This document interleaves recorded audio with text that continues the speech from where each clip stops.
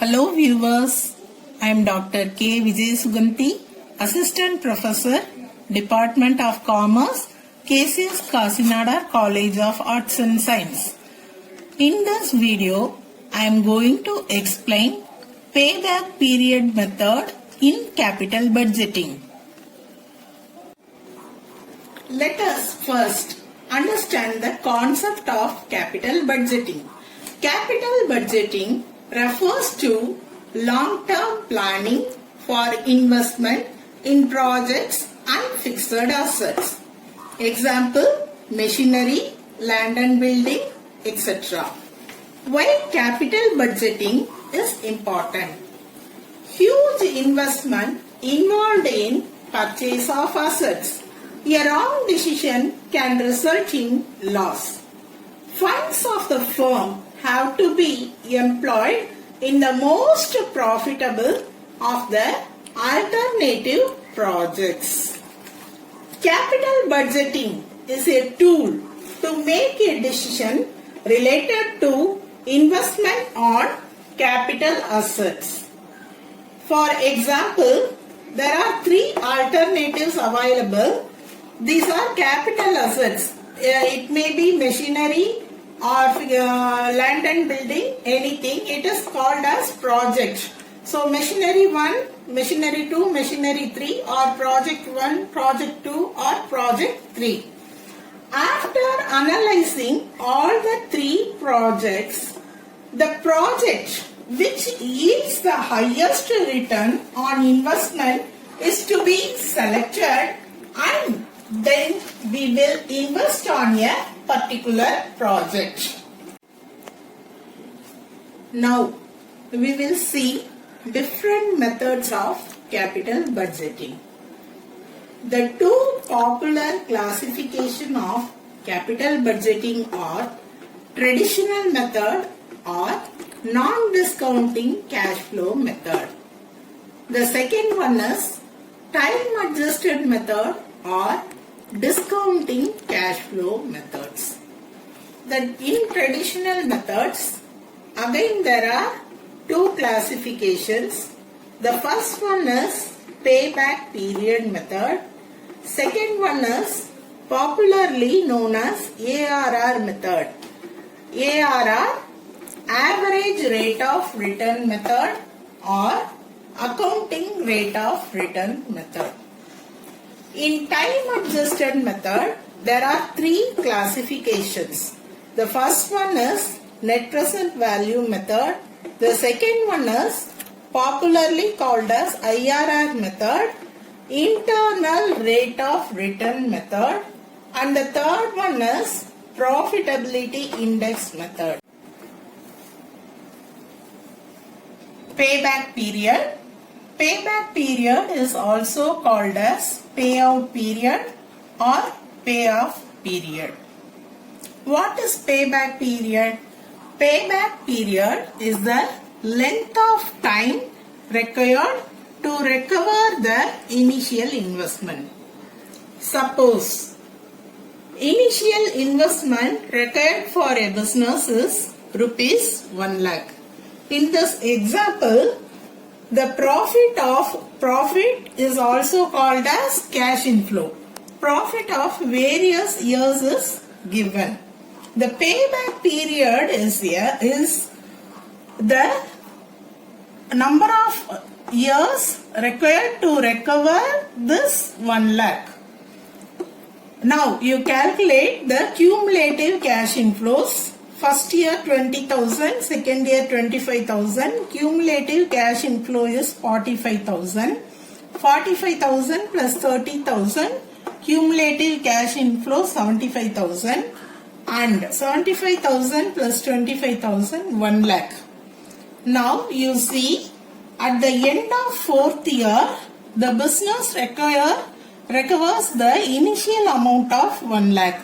So the payback period is 4 years. The time required to recover this 1 lakh is 4 years.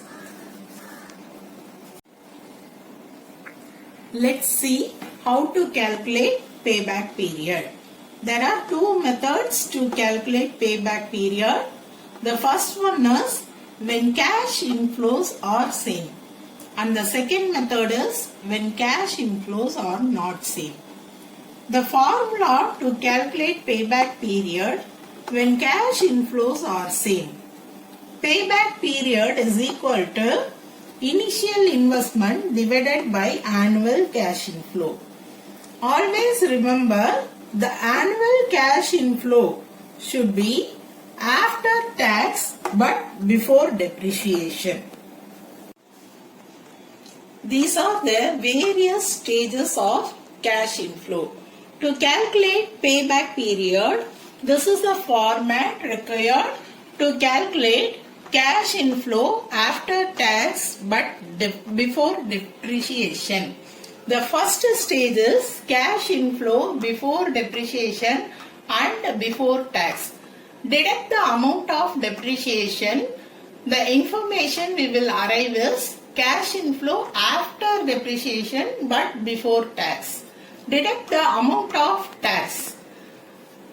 The next stage of cash inflow is after depreciation and after tax. We already deducted the amount of depreciation in the format. Once again we have to add the amount of depreciation because the depreciation is non-operating expenses. So the amount should be included in the cash inflow. So we are adding depreciation amount.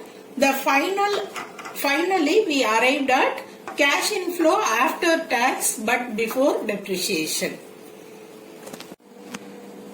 Now we will see how to solve a problem in payback period. A project cost rupees 15,60,000 and yields annually a profit of rupees 2,70,400 after depreciation of 12% per annum but before tax at 25%. Remember, cash inflow and profit both are same terms only. Before solving the problem, first identify the method. There are two methods when cash inflows are same and when cash inflows are not same. Look at the problem. The project yields annually a profit of 2,70,400. So the project yields annually. The method is when cash inflows are same.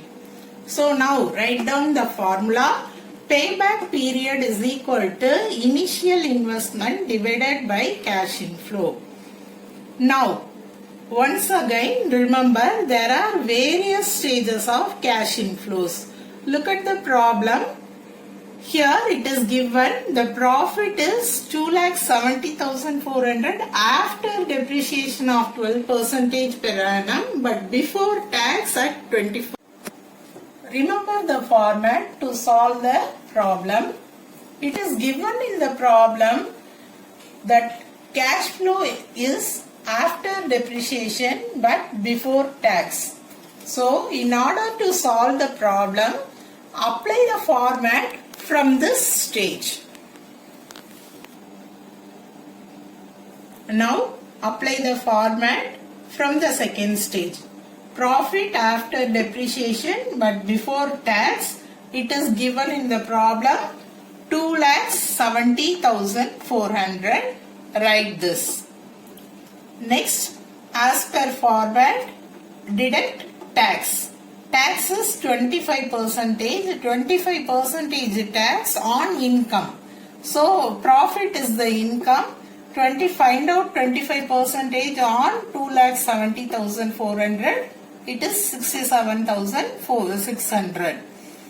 The answer is profit after depreciation and after tax. The next step is add depreciation. Depreciation, we have to calculate depreciation in fixed asset. So, which is your fixed asset? Your project is fixed asset. So, calculate depreciation on 15,60,000. 15,60,000 into 12%. The answer is 1,87,200. The answer is annual cash inflow after tax before depreciation is 3,90,000. After finding annual cash inflow after tax before depreciation, now we will move to the formula, payback period formula. Initial investment by cash inflow. The initial investment given in the problem 15,60,000 and cash inflow after depreciation before tax. This is calculated in working notes 3,90,000. The payback period is 4 years. Let's see how to calculate payback period when cash inflows are not same. Problem. Investment in a project is rupees 80,000. Cash inflows for the next 6 years are 20,000, 25,000, 20,000, 30,000, 35,000 and 15,000 respectively. Find out the payback period. Here in this problem, about cash inflow, there nothing is mentioned about whether it is profit before tax, after depreciation. So it is easy to find out payback period. When cash inflows are same, we have to apply the formula. When cash inflows are not same, follow this method. Write the year. Here there are 6 years cash inflows for the various years. Write down the cash inflows of various years. And in the next column, calculate the cumulative cash inflow. Cumulative cash inflow 20,000 plus 25,000, 45,000, 45,000 plus 20,000, 65,000, 65,000 plus 30,000, 95,000. Now, see the problem. The initial investment is rupees 80,000. After the third year, in fourth year, the cumulative cash inflow is in excess of the investment. It is 95,000. The investment is 80,000 only. So, how to calculate payback period? So, write till third year, it is 65,000. So, 3 years plus after third year, how much we need to arrive at 80,000? We need 15,000 to arrive at 80,000. So, write the 15,000, then divide it by the amount earned in the particular year, fourth year. The profit earned in the fourth year is 30,000. If we calculate, the answer is 3.5 years. So for this problem, payback period is 3.5 years. Now we will see the next problem. This problem is also related to cash inflows are not same.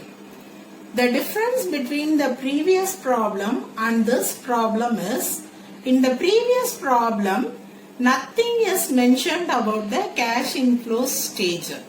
Whether it is cash inflow before depreciation, after tax, before depreciation. In this problem, it is mentioned. Now read the problem. A project requires a cash outlay of rupees 1 lakhs. Depreciation on straight line basis and the tax rate may be 50%. Cash inflows are 80,000 rupees, 60,000, 40,000, 20,000 and 10,000. See the problem. Cash outlay and investment both are same terms only. Cash outlay, otherwise called as investment. First, see the cash inflow information. It is mentioned that tax rate is 50% and depreciation is to be provided on straight line basis. So, to solve this problem, use the format. First, find out the depreciation on straight line basis. To find the depreciation, the formula is cost of the machine minus scrap value divided by estimated life. The cost of the machine is project. So the cost of the machine is 1 lakh. Nothing is mentioned about the scrap. So left it.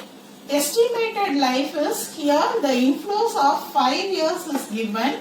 So the estimated life is considered as 5 years.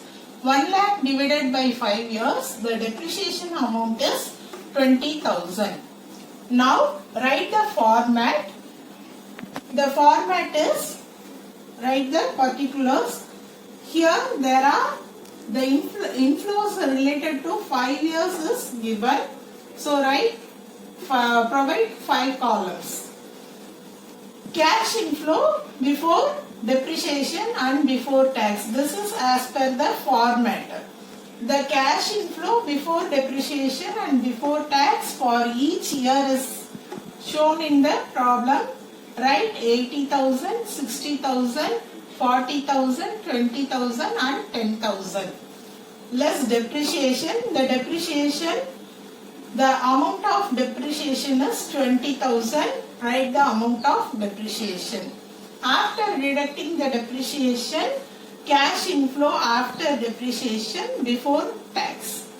Now deduct tax at 50%. This 50% is from the income. Cash flow is the income. So find out 50% out of 60,000, 50% of 40,000, 50% of 20,000. See, in the 5th year, after deducting depreciation, the amount is nil. So no need to provide tax. In the 4th year also, there is no income. So no need to provide tax. The answer is cash inflow after depreciation after tax. Now add depreciation. The depreciation amount is 20,000 for all the years. The answer is cash inflow after tax before depreciation. After finding out cash inflow after tax before depreciation, apply the next format. This is year cash inflow, cumulative cash inflow. Write the years and write the cash inflows. This column is cumulative cash inflow. Find out the cumulative cash inflow. 50,000 plus 40,000, 90,000, 90,000 plus 30,000, 1,20,000, 1,20,000 plus 20,000, 1,40,000, 1,40,000 plus 10,000, 1,50,000. Now the initial investment is rupees 1 lakh. Find out. In the 2nd year, the total cumulative cash inflow is 90,000. In the 3rd year, the cumulative cash inflow is 1,20,000. To reach the initial investment of 1 lakh, we need 10,000 more. Now, to calculate payback period, write down. In the 2nd year, the total cash inflow is 90,000. So 2 years totally completed. Write 2 years. And plus, how much we need to arrive the 1 lakh initial investment? We need 10,000. Write it in the above. Divided by. In the 3rd year, what is the total cash inflow? The total cash inflow in the 3rd year is 30,000. After calculating, the payback period is 2.33 years. How to make investment decisions based on payback period? If there are more than one projects, find out the payback period for each project separately. Decide which project is considerable based on the criteria. The project which recovers the initial investment in the shortest period is most acceptable. When payback period for 2 or more project is equal, the project with higher initial cash inflows is preferred. I hope you all understand the payback period. Thank you for watching the video. If you like my video, please share and subscribe.